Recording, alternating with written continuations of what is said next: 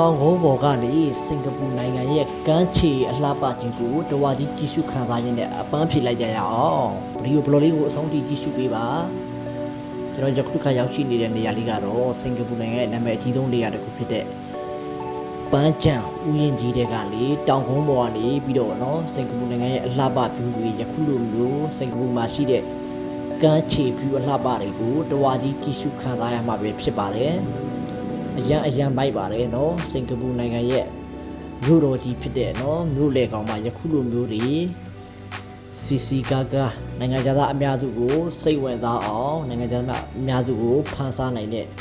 view အလှပတွေနဲ့ပြည့်နှက်နေတဲ့စင်ကာပူနိုင်ငံကြီးပဲဖြစ်ပါတယ်အရန်မိုက်ပါတယ်ဗျာတောင်ကုန်းပေါ်ကနေကြည့်ရတဲ့အကြည့်ခံစားချက် view အလှပတွေကတော့လေရလဲသဘာဝလေးတဟူဟူနဲ့အရန်ကိုမှလုံးဝစစ်ဖြစ်ပါတယ်လာရောက်အပန်းဖြေရတာခံစားရတာအရန်ကောင်းပါတယ်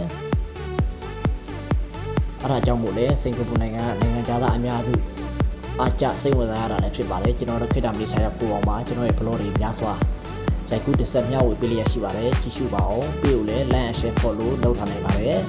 ပုံမှာဆိုရင်လည်းဟိုတယ်ကြီးပေါ့ဗျာเนาะကျွန်တော်တို့ဒီတိုက်ကြီးလုံးမှာတင်ထားတဲ့ဟိုတယ်ကြီးကိုလည်းဒီပန်းချံနဲ့တောင်ကုန်းပေါ်ကနေကြည့်ရှုခံစားလို့ရပါတယ်တနေရာထဲမှာစုံလင်စွာကြည့်ရှုခံစားနိုင်တဲ့